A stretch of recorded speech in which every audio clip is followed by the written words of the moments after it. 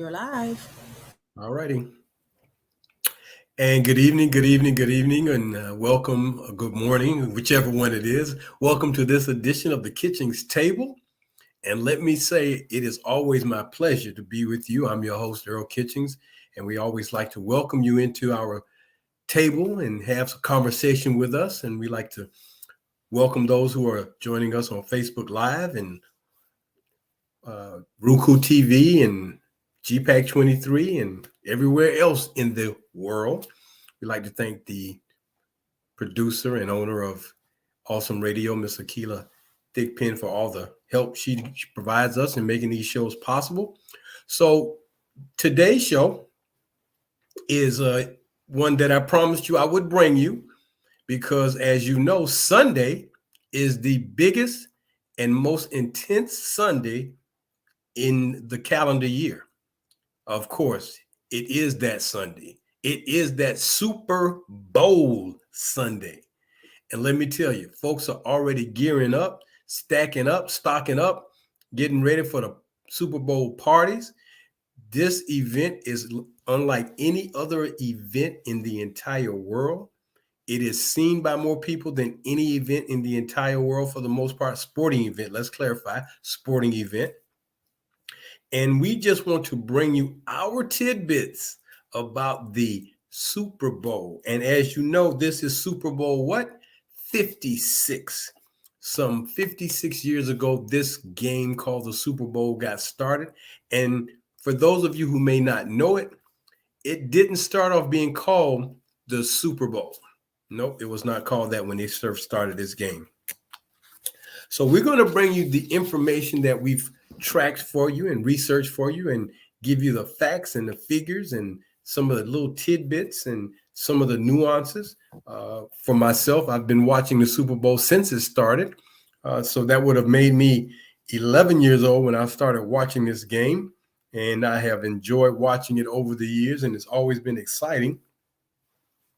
So in the 2021 NFL season, the champions of the NFC, the Los Angeles Rams, will take on the champions of the AFC, the Cincinnati Bengals, in what is called the Super Bowl.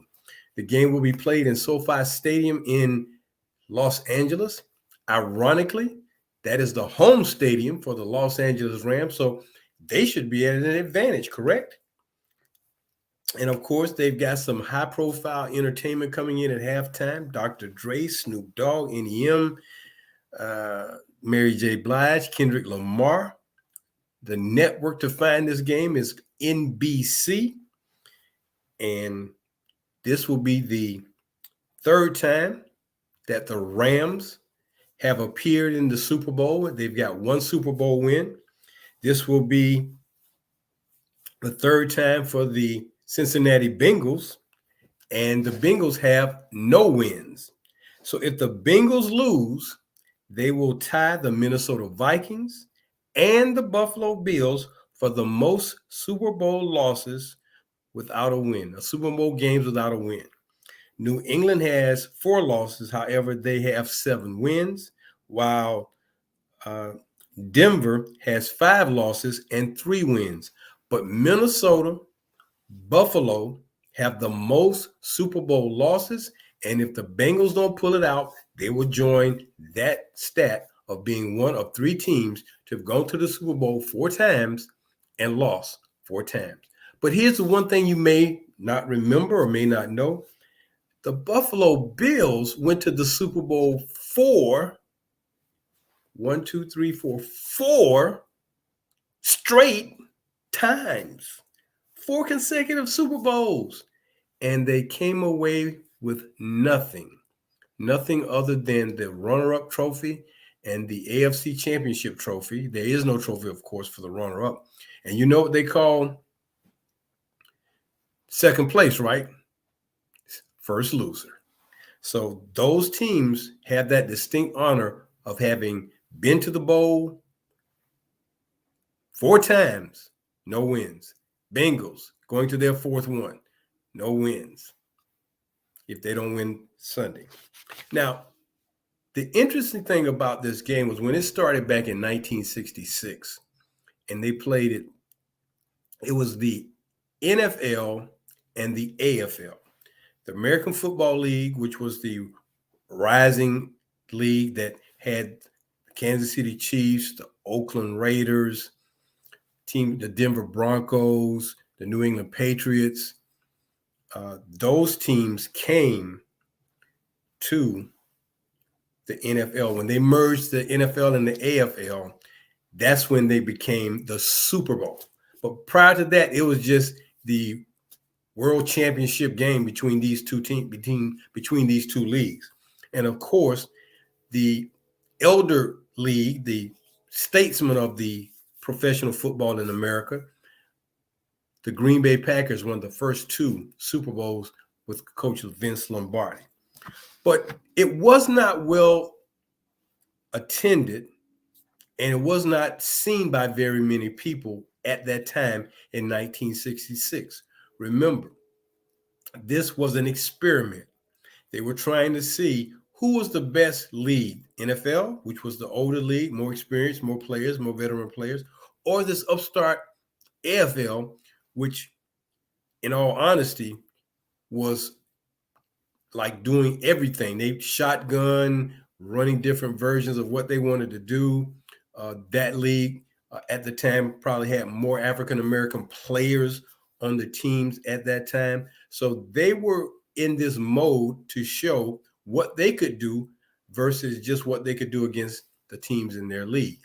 But it wasn't viewed by very many people, and it wasn't this big party like we know it to be during that time. It was a game, yeah. It was a game to determine who was the best, and most people already figured the Green Bay Packers in the championship. It was pretty much underwritten that they're getting ready to win, the first one, and when they went back and repeated, pretty much going to win the second one. And of course, that's what they did. And in those games, the Green Bay Packers won those games pretty handily, and they didn't have to worry about Kansas City or the Raiders at that time, because Green Bay won the first Super Bowl that was played in Los Angeles, 35-10 over Kansas City. And then the next Super Bowl played in Miami, they won 33-14 over Oakland, or the Raiders. I mean, because the Raiders have been to 4 different cities now: Oakland, LA, back to Oakland, now to Las Vegas. But that's who they played. But it was not even a contest. But I bring that up to share with you that the viewership of this game has grown so immensely over time that it is unbelievable. So I'm going to give you the viewership, the highest viewerships for the Super Bowl, and most of that has happened in the last 10 years. So starting with 2020, which was last year, they had 101.3 million people to watch. But in 2014, there was 112. But in 2017, 16, 12, and 11, there were 111 million people. And the highest seen Super Bowl, which was the 2015 Super Bowl, and that game was played in, let me make sure I got this right. It was played in Phoenix, and that was the game between New England and Seattle. That game had a viewership of 114.4 million people.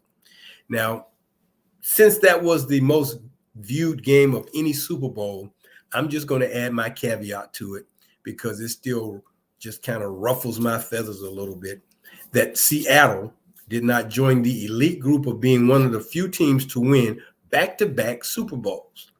You've got a second and goal, third and goal at the 1-yard line, and you decide to throw the football against New England, and they intercept it and shut it down, as opposed to giving the ball to Marshawn Lynch, who had already gotten you 4 yards and put you at the 1, and instead of punching it in from the 1, as we see a lot of times in this day and age, passing seems to have the dominant effect, and these coaches tend to want to pass the ball. You're 1 yard away and you figure you're going to throw the football. Well, had it worked, we wouldn't be having this conversation, but it didn't. And I just thought that Marshawn Lynch should have got an opportunity to at least punch it in from the 1. Had I been Russell Wilson, I would have audibled. We would have called it a 1 yard run, and that would have been the end of that. But 114 million people watched the Super Bowl in 2015. That's a lot of people, and that's worldwide, not just in the United States. That's just worldwide.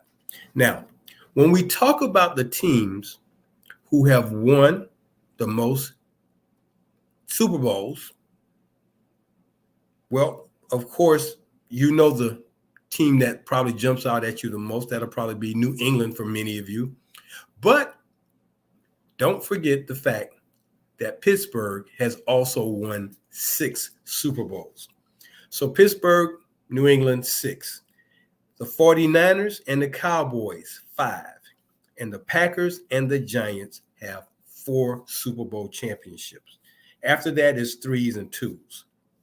So that is where the standings are for who's won the most, Pittsburgh and New England.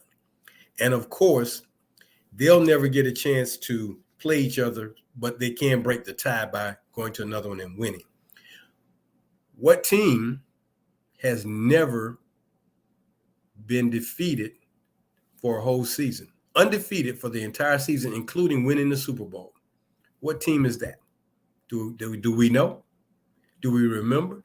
Because they celebrated every year that nobody goes undefeated. Every year a team doesn't go undefeated in the NFL. The 1972 Miami Dolphins pop the cork and they celebrate.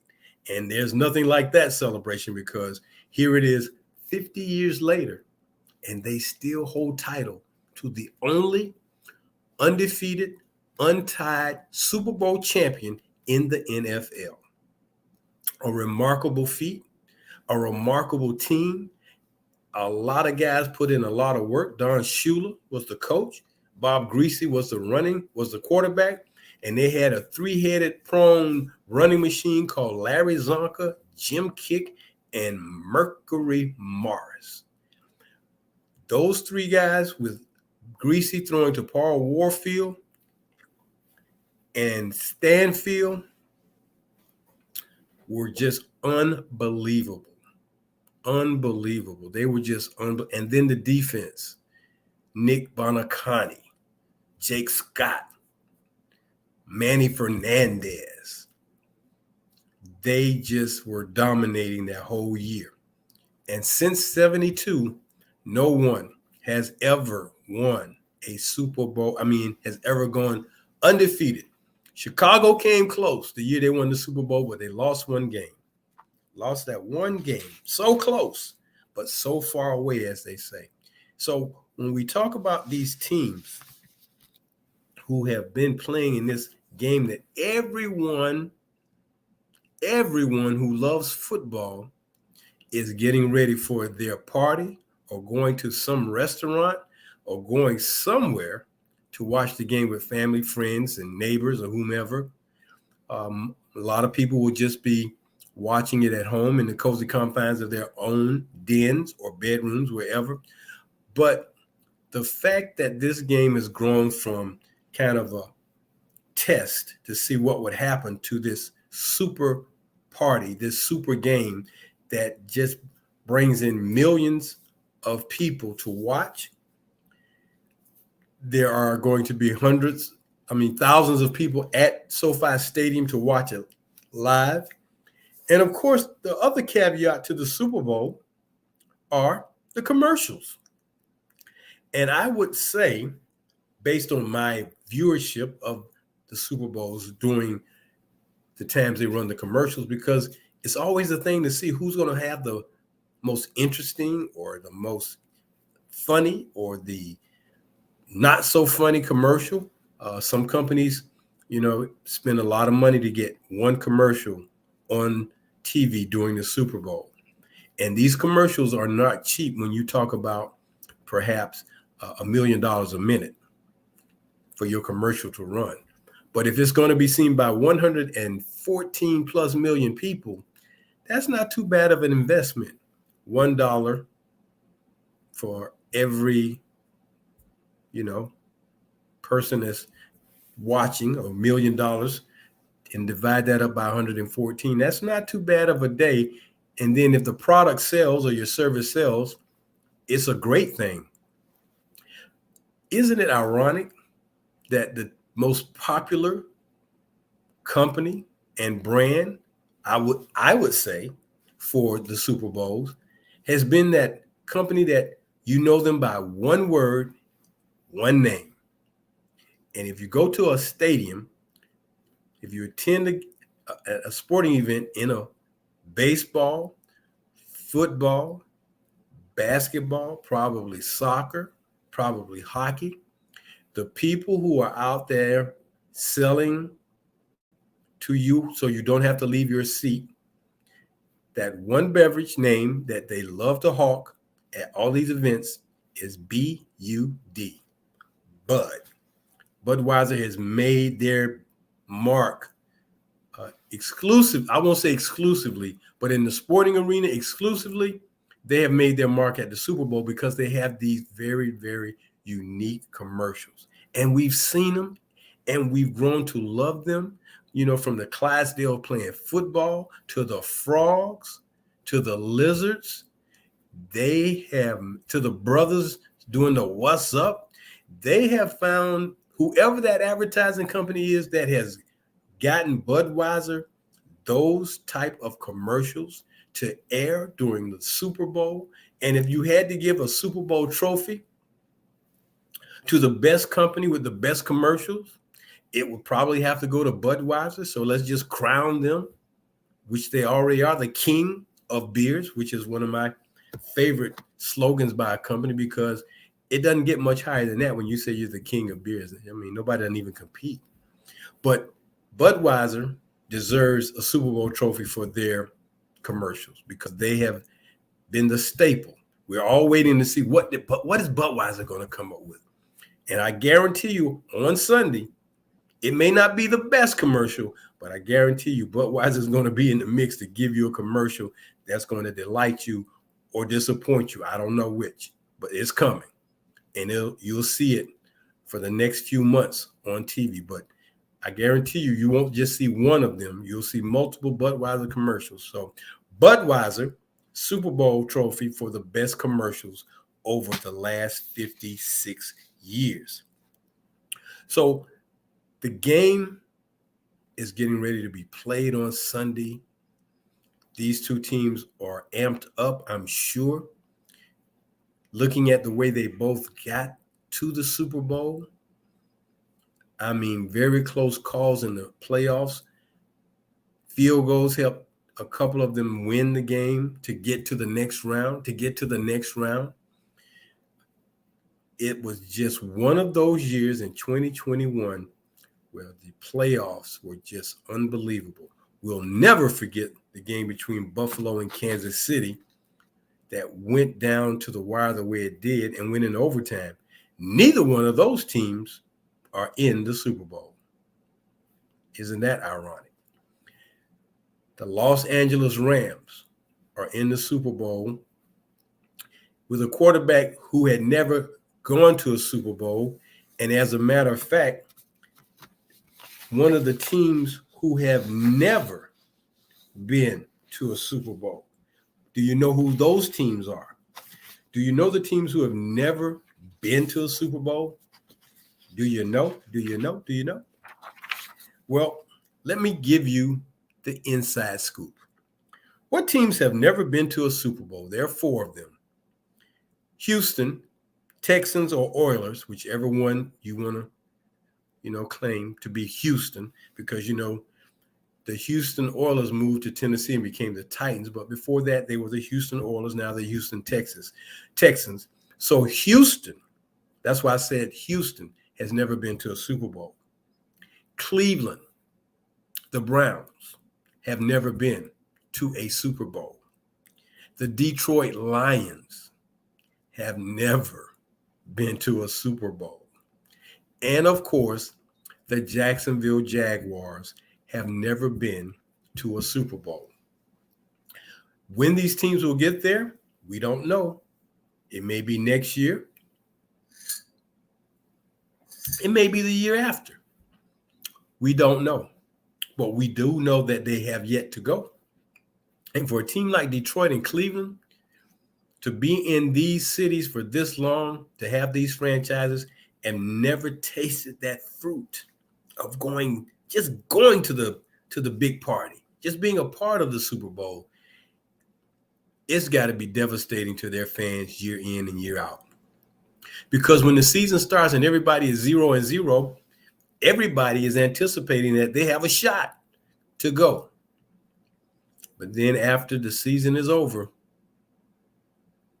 and you know that you did not do what you needed to do, you sweep up the confetti, pop all the balloons, pack everything up until next year and say, well, wait till next year. So those 4 teams have yet to go to a Super Bowl. But what about the teams who have gone and never won? There are 9 of them. 9 teams have gone to the Super Bowl and have yet to kiss the trophy. Buffalo, as we said, 4 straight. Philadelphia. No, Philadelphia did win one, so we'll take them off. Philadelphia did win. San Diego has not won one. Arizona has not won one. Minnesota has not won one. Tennessee has not won one. Carolina has not won one. Cincinnati has not won one. And Atlanta has not won one. So in total, there are 8 teams. I apologize to all my Eagle fans out there. So the total number of teams is 8 who have not kissed the trophy. 8 teams. Maybe this will be the Cincinnati Bengals year. I know they want it so bad, and maybe this will be the year that it happens. So Atlanta, Cincinnati, Carolina, Tennessee, Minnesota, Arizona, San Diego, Buffalo have not. Now, technically, Las Vegas has not either. Although the Raiders have, Las Vegas has not. When we talk about cities, but not the teams. So, it's kind of a juggling act. Well, the Raiders have won, but not the Las Vegas Raiders. Okay? So, that's where we are with that part of our show today. Again, Pittsburgh and New England with 6 championship Super Bowl titles. San Francisco and Dallas with 5. And Green Bay and the New York Giants with 4. Denver and Washington with 3, along with the Raiders. Baltimore with 2, or the Colts, because they once were in Baltimore, and they were the Baltimore Colts when they won their first one, and they became the Indianapolis Colts. The Kansas City Chiefs have 2. The Baltimore Ravens have 2, which means the city of Baltimore has 3 Super Bowl teams. The city does, not the Colts. And then the Miami Dolphins have 2. So that brings you up to speed on the teams and the viewership and the fact that this game started in 1966 out in Los Angeles at the Los Angeles Coliseum. Green Bay and Kansas City kicked it off. So here we are this Sunday with the next one. So our pantry segment of our show today is this: the Super Bowl trophy and the conference trophies. Because our show today, here on Awesome Radio, 106.9 FM, Facebook Live, Roku, GPAC, is about the Super Bowl. And we've titled our show today, Super Duper. It's super duper. That's what this bowl game is. This game is the bowl game of all bowl games. It's the Super Bowl. But the trophies for the Super Bowl, and then the trophies for the conference champions. Before you get to the Super Bowl, you have to claim your conference championship trophies. So to give you a little history about the Super Bowl, in 1966, under Pete Rozelle, the game started. And like I said, it was the NFL, AFL championship. and they contacted Tiffany and Company to create the trophy. That's how this came about. So the World Championship Game Trophy was presented in '67 to Lombardi for the first Super Bowl. So because he was the coach that he was, and because Green Bay had done what they had done, they changed the name of that trophy to the Vince Lombardi Trophy. And I don't think anyone would disagree with the fact that Vince Lombardi was probably the most iconic NFL coaching dynamic individual that this league has ever seen. Now, Bill Belichick, Tom Landry, Don Shula, Chuck Noll, they are right there as iconic guys. But Vince Lombardi, Vince was a head and shoulders above everybody else. So they contacted Tiffany and Company, who were silversmiths out of Rhode Island, and asked them to create this trophy. Now, here are the dimensions of the Vince Lombardi Trophy. It stands 22 inches high and weighs 7 pounds. 22 inches high, 7 pounds. The trophy costs $50,000 to produce, and it takes 4 months and 72 hours of labor to make that trophy, the Vince Lombardi Trophy. 22 inches high, 7 pounds. It costs $50,000. That's the value. It's more valuable than that to the teams that win it. And it takes 4 months and 72 hours of labor. Now, instead, each player on the winning team getting a take-home a small trophy, however, what did they choose to do? They chose to get Super Bowl rings. And the Tiffany Company and the Balfour Company have also been a part of creating, designing, and manufacturing these rings. Also, Johnston's has created 36 of the last 54 Super Bowls. So they are the company that makes these rings. And they've gone from just kind of like a class ring to these humongous. It's almost like, you're wearing a car on your hand almost. It's so big, and some of them are so gaudy, but diamonds and other jewels are in there. But hey, if you win the Super Bowl, you deserve to show off a little bit, don't you? To have a lot of bling bling, as they would say. So the Kansas City Chiefs boasted a total of 10.5 carats of gemstones in the ring that they won last year, including 255 diamonds and 36 genuine rubies. The team's rings came out to a cost of $5 million for the entire set of rings, though no official price. That's the estimated cost. Estimated cost, $5 million for all those rings for the team, the coaches, the administrators, the equipment guys, whoever was associated with the organization got that ring. So, when did it become the Vince Lombardi Trophy? In 1970, the league decided to change the name of the World Championship Game Trophy to the Vince Lombardi Trophy after Coach Lombardi passed. Vince Lombardi, just to show you how great of a coach he was, had an 84% winning percentage, winning 42 of his 50 games in a 9-year span. Yet it was the postseason where he became known as the legend. Lombardi had a winning percentage, get this now, it was 84% during the regular season, but he had a winning percentage of 9-1 in postseason play. 9-1. With the only loss coming to the Philadelphia Eagles in 1960. Other than that, you could not touch Vince Lombardi. That's why that trophy is named after him, and that's why he is the coaching legend and icon that we know. And that's why you don't have to say the Vince Lombardi trophy, just say the Lombardi, and everybody knows you're talking about that trophy. So the league, the NFL decided to honor him by naming the Super Bowl trophy in 1970 after Vince Lombardi. Now, the other two trophies, which are very, very fine, distinct trophies, are named after two other gentlemen of the NFL.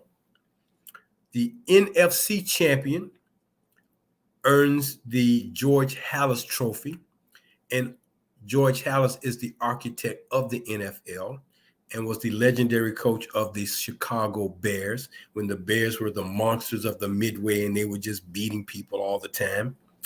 And the AFC Trophy is named after Lamar Hunt, who owned, when they first started, the Kansas City Chiefs. Hunt founded the Chiefs in 1959, served as the organization's owner until he died in 2006, and now his team, the Kansas City Chiefs team, is run by his son.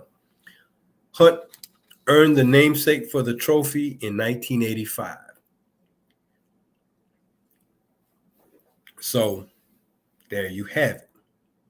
So they had not won the Hunt Trophy that bear his name until last year when the Chiefs won the trophy against the Patriots. The Patriots have won the AFC title 10 times since 1985, the most by any franchise. So that is the information about the history of the trophies that you see presented. Los Angeles won the George Halas Trophy 2 weeks ago. Cincinnati won their third Lamar Hunt Trophy 2 weeks ago. Now they compete to win the Lombardi, that gleaming silver piece of metal that stands alone as, I don't think there's only, in my opinion, maybe one other trophy that is iconic as that trophy, and that's the Stanley Cup.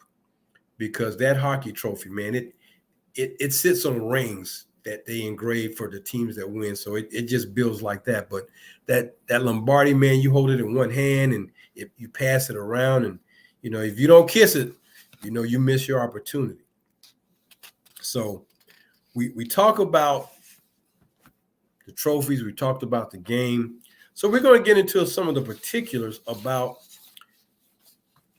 the people who've played in the games, who've won championships, how many championships have been won. You already know that. Pittsburgh and New England sit at the top with 6. But then we talk about those guys who win the individual awards, the MVP, most valuable player. And in looking through the list of all these guys who have put their name on the trophy as the MVP, it's amazing. This is the Kitchings Table on Awesome Radio 106.9 FM, Roku, Facebook Live, and GPAC. Always glad to be with you. Always glad to bring you some information. And today, it's super duper because it's going to be a super Sunday when the Super Bowl happens this Sunday in Los Angeles to decide who's the best team in the NFL. It's down to 2, and somebody's going to win it. And I would say the Super Bowl game was between Kansas City and Buffalo when they played that game. That was like a Super Bowl game because we've rarely seen games in the playoffs that exciting. But it was one of the best ever. But when we talk about all these times the Super Bowl has been played, this will be Super Bowl number 56. Ever since it started in 1966, 67, Green Bay and Kansas City, there have been 55 MVPs. Really 56, because one year, two guys earned MVP honors because of the defensive effort they gave with the Dallas Cowboys. And that year would have been 1970. Let's see now. What year was that? They won that thing. I mean, unbelievable. They won it together in 1977. The Dallas Cowboys, defensive lineman, right end and right tackle. Randy White was the right tackle. Harvey Martin was the right end. This is the only time in the history of the Super Bowl that two players on the same team in the same game and on the defensive side of the ball won the Super Bowl MVP. It has not happened since 77, and I doubt if we ever see it happen again, but never say never. So we've had 55, 56, technically, MVPs. When you count two guys, the one that they had to split it, but still there's two names, so you have to count two.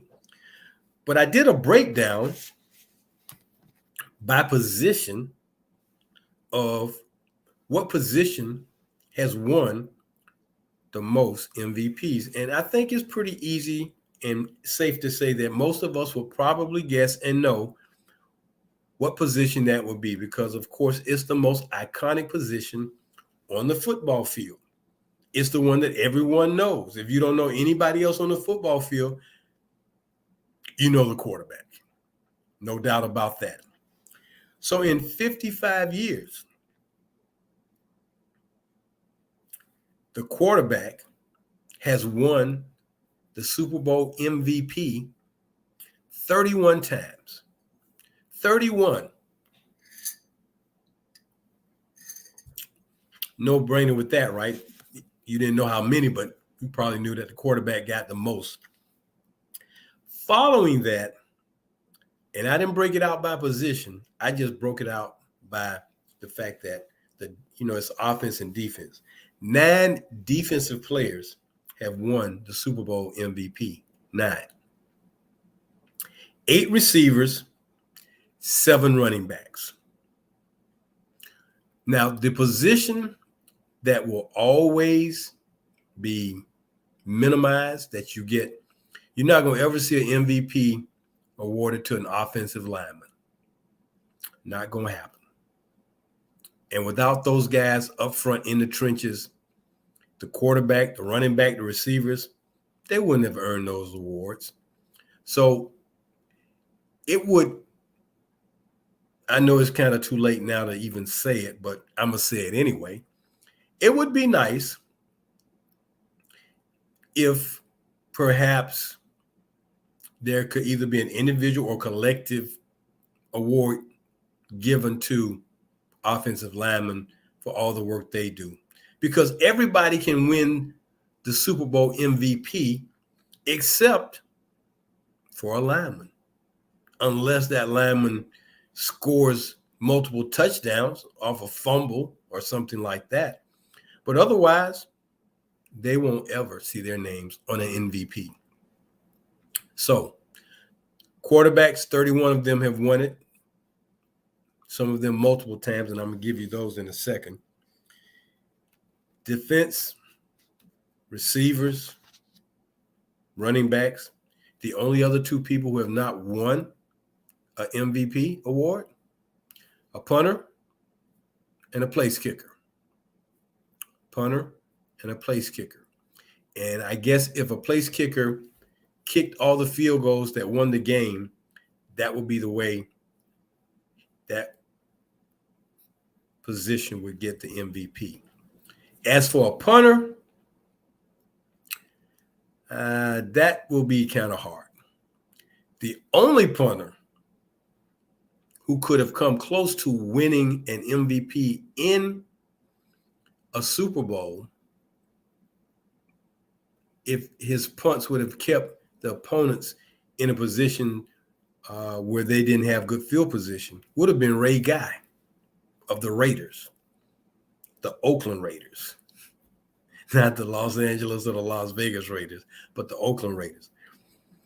And if you know anything about Ray Guy was a punter, but he was drafted by the Raiders with their number 1 pick, and he became one of the most iconic guys in the NFL to play that position. He could punt the ball and back a team deep in their own territory like nobody's business. So you don't have to worry about a punter doing that part. Now, when we talk about who's won the MVP trophies, let me give that to you, because I'm sure you would like to know who did that. Excuse the technical glitch right quick. I'm sure you would like to know how many MVP trophies some of these guys have won. Most MVPs. And then the coaches who have won the most Super Bowls. So we're going to do the MVPs. 5 players in total have claimed the award multiple times. Ironically, all quarterbacks. All quarterbacks. So starting from the bottom to the top, Eli Manning, 2. Terry Bradshaw, 2. Bart Starr, the first 2. Joe Montana, 3. Tom Brady with 4. And of course, Tom Brady's going to always be considered, I guess, the GOAT, the greatest to ever play the position in the NFL. And while I won't disagree with that, he's just not my favorite all-time quarterback. My favorite all-time quarterback, you might wonder, is a guy who wore blue and white, had a horseshoe on his helmet, wore the number 19, and they just called him Johnny U. I'll let you guys figure that out. But those are your Super Bowl MVPs. Tom Brady with 4, Joe Montana with 3, Bart Starr, Terry Bradshaw, Eli Manning with 2. Quarterbacks have won multiples. They have won multiples. They've won the most. Then when we get to the winningest head coaches by Super Bowl wins, Bill Walsh with the 49ers had 3. Joe Gibbs with the Washington, now Commanders, Washington team had 3. Chuck Noll had 4 with the Pittsburgh Steelers, and it was almost 4 consecutive. There was 2, missed 1, and then 2 more. And then Bill Belichick has 6. So those are the coaches. Then when you get to 2s, of course, Vince Lombardi. But can you imagine a guy winning 90% of his postseason games? I mean, that's unheard of. 90%? But that was Vince Lombardi. So he's on that list with 2 Super Bowl championships. Now, when we talk about where the games are played, you have to understand that weather factors in to a lot of where the game is going to be played. And of course, there are only a few places where the weather is going to more than likely 9 out of 10 times be ideal to play a Super Bowl game. Now, I have the list, and it goes from places that have hosted 1 time to the top 2 places that have hosted 10 and 11 times respectively. So I want to give you a rundown so you kind of get an idea of how they've made efforts to move the game around. But let's be honest. First is the weather. Then there is the city and the entertainment value it brings for people to go to the Super Bowl. And you know they start partying in the Super Bowl on Tuesday. They start flooding in, if not sooner. But starting Monday, Tuesday, the party starts. So if you're going to have a party, you want to go to a party city. And going to a party city will guarantee that the fans are going to have that Super Bowl experience that the NFL wants to conduct, present, and put on to keep those fans enthralled with wanting to always come back to another Super Bowl.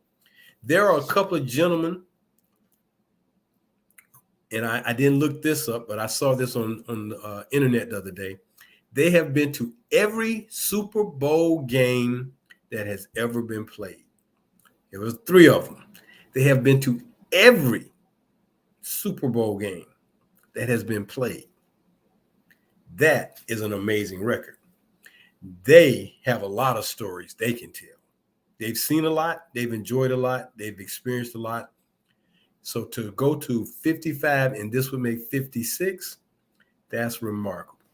So the cities, and think about the cities because some of them have been played in cold environments, not outdoors in the cold, but in cities that are known for cold weather. So I'm going to start with the places that have hosted one time. The New York metropolitan area, Indianapolis, Dallas-Fort Worth, Jacksonville, Santa Clara, San Francisco. One time. And of those, Indianapolis and New York probably had some cold conditions. Then was 2 times Minneapolis, St. Paul, Atlanta, Detroit are the next 2. You know it's cold in Detroit, and you know it's cold in Minneapolis. As a matter of fact, in 2018, they held a Super Bowl indoors in Minneapolis. And back in the day, in Minneapolis, the Vikings played on a field that when Bud Grant was a coach, he kind of refused not to let that. He refused to let that field, not kind of refused to let that field have some type of warming elements to keep it, warm and soft or whatever. He was a tough guy. You playing football in the frigid weather. You're from Minnesota. You're gonna play like Vikings in the cold weather. So, 1992, 2018, I think those games were played indoors in Minnesota because it's too cold. Then the cities that had 3. Houston, Phoenix, and San Diego. And Houston and Phoenix in the last 7 years have been 2 of the cities that have hosted. Then we talk about Tampa Bay with 4 times, Los Angeles metro area with 7 times. So now we get to the 2 party cities, the places where the Super Bowl has been held the most, and probably the cities where they have had probably the most fun. With 10 Super Bowl games to their credit, the Queen City, New Orleans. Now, if New Orleans doesn't know how to put on a party, nobody does. And then at the top with 11, only by 1 now, Miami and the Miami Beach area. They have had some phenomenal Super Bowls there. So they want the weather to be the factor. That's the first thing. And then the next thing is whether or not the city is going to be opening up to the fans to let them have a Super Bowl experience. And the Super Bowl experience has grown since 1966 from just being in town that Friday, Saturday, and Sunday to now you want to be there from Sunday to Sunday because there's something to do. Something is going on. They got all these venues. They've got all this activity. They've got things going on all the time. And it culminates on Sunday. And then the party goes on Sunday night to some degree. And then after that, it's over. But it's been a Super Bowl week. It's been a Super Bowl Sunday. It's just been a Super Bowl. So, hey, get ready. The Super Bowl is coming, and it's coming this Sunday. So that's going to do it for me with all these facts about the Super Bowl. I hope you've learned something. I hope you've enjoyed something. Maybe some of this trivia information, and next time you get a trivia question about the Super Bowl, you will have the answers now that you can recite to someone and tell them right off the bat, hey, I got information about the Super Bowl and correct some people when they tell you it's this and it's not that. Now, the only thing I didn't do, I didn't go down name by name of all the Super Bowl MVPs. That's a lot of guys. So I suggest you do a little research on your own. Go out there if you're that curious and find out who some of the guys are. I gave you the guys who have won the most, but go out there and look at some of the guys who won the MVP award and just reminisce about what did they do to win the award, because you have to do something. They just not going to give it to you. You got to do something. And while it's easy for the quarterbacks to always be in the driver's seat to get the MVP award because they get more touches, only one other person touches the ball more than the quarterback. Only one other person. And he will never get the MVP award, and that's the center. He'll never get it, but he touches the ball more times than the quarterbacks, because when they go to the Wildcat, that means the quarterback didn't touch it. So that's our Super Bowl show for today. It's super duper. We hope you've enjoyed being with us today, because we've enjoyed bringing this show to you today, Super Bowl Sunday weekend, knowing that somebody, Los Angeles Rams, Cincinnati Bengals, somebody is going to be Super Bowl champion after Sunday. And whether it's your team or not, enjoy your Super Bowl Sunday. Have a good time. Let it be a game and an opportunity for just some fun fellowship. You can laugh about it and not take it too seriously, because guess what? You know what the coaches like to say, even though they say it, it's a little bit more than that. It's just a game. Well, yeah, it's just a game if you're the winner. It's more than that if you're not the winner, because it becomes very, very, very personal and very, I guess, dejected, disappointed for the teams that lose. But they will be able to say they aren't one of the 4 teams who's never been to the Super Bowl. Not these 2 teams. They won't be able to say that. So while we're in Super Bowl mode, because you know this ends the professional football season in America this Sunday. It's over. It is over until August. So enjoy your Super Bowl. Have some fun. Make some fun. Laugh it up. Eat, drink, and be merry. And remember,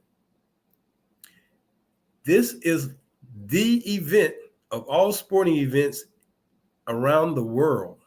Now, there will be some people tell you about soccer, but soccer does not get this type of attention, and it never will. This game, this Super Bowl event, is the, underline it, quotation mark it, the sporting event of the year in the USA and around the world. The Super Bowl, to decide who will be champions of the world. That's what you're trying to be. You want to be the champions of the world. And there's nothing like being the champions of the world and being able to say that for one whole year.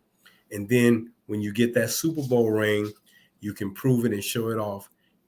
And no one can ever doubt what you did as a team, as an organization, because you have reached the top of the mountain and claimed the ring. And that ring, being the Vince Lombardi Trophy, signifies that you are the best of the 32. You stand alone on top of the mountain. So we hope that you will have a great Super Bowl Sunday. We hope that it brings you entertainment and joy. I'm sure a lot of people are going to enjoy the halftime show. And we hope that everyone will make the 56th Super Bowl a memorable one, because each one is memorable to all those 100 million plus fans who are watching around the world. It's got to be an amazing thing to know that you're being seen by that many people for a few hours in your lifetime to make a statement about being a champion in a sport you love. So I just want to thank all of you for listening today. I want to thank the staff and management of Awesome Radio 106.9 FM. I would like to thank my Facebook viewers and listeners and all those who are watching GPAC and Roku. This is the Kitchings Table. And as I promised you, I had some Super Bowl information to share with you. And I hope I've delivered it to you today because it has been my joy to talk about all these things. And now I must prepare for the NBA because it'll be NBA time soon and perhaps Major League Baseball. And one of the sports that I've really grown to love has become Formula One racing. But that's another story or another show on another day. So I hope you've enjoyed it today. And until we get the signal to go off the air, I will continue to try to entertain you right now with some additional Super Bowl information as it relates to the game, because this is one of those times where you need to know about all of these other tidbits that go along with the Super Bowl.